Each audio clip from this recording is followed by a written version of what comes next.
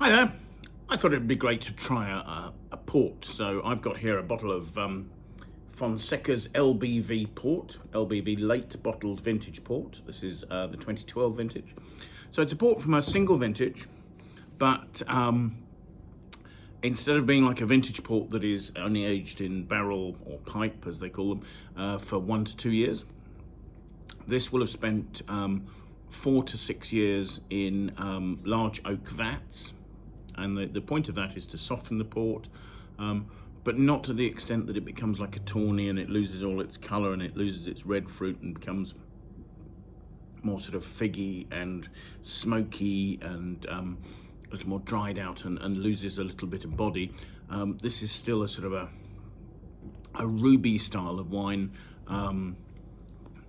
but with the complexity and some of the depth that you'd get with a vintage port. What's the advantage of this? Well, the wine still gets the oxidative aging that it would do through spending time in a barrel, because you get oxygen entering through the staves of the wood. But obviously it's a cheaper process with a larger quantity in the in a vat rather than a barrel. But also it maintains that sort of fruitiness. But at the same time, most of the solids will drop out of the wine. I mean, this is an unfined and unfiltered wine, so it will still have some sediment in it, but it's not like a vintage port that will require decanting and will have needed standing up beforehand to let all the sediments settle. So if you're looking to go to a dinner party and you want to take your host a bottle of port that he can drink that evening, late bottled vintage port is a good option. Yeah, you could alternatively have tawny, but that's a different story. So to have a look at this, first of all, the colour.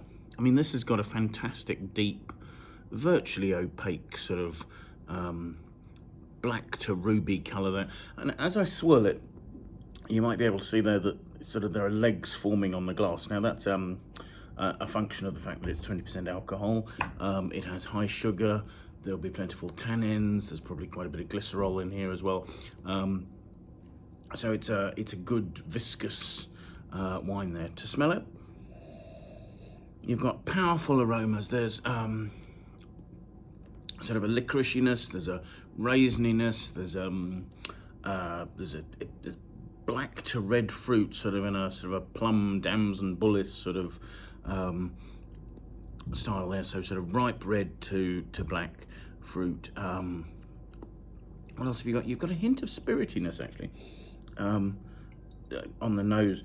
I mean, this is a wine that will have had its fermentation stopped by adding alcohol, and although in the 4 to 6 years that it's spending in cask, that will marry, and this should be quite an integrated wine. Just on the nose, it's standing out a little there.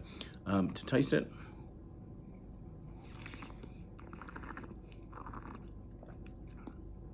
things that stand out are that it's sweet. I mean, this is probably almost as sweet as a Sauterne would be. It might have up to 100 grams per litre of sugar. It's got high alcohol, so it's warming.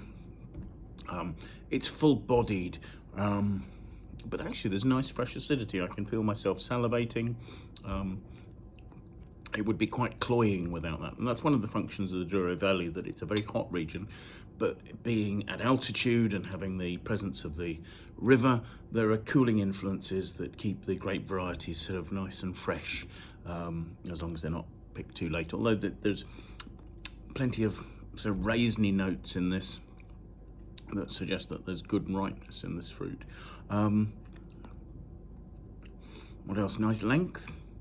And you know, a really pleasant drink with great complexity. It's not got the weight or perhaps excitement of a vintage port, but you know, really good.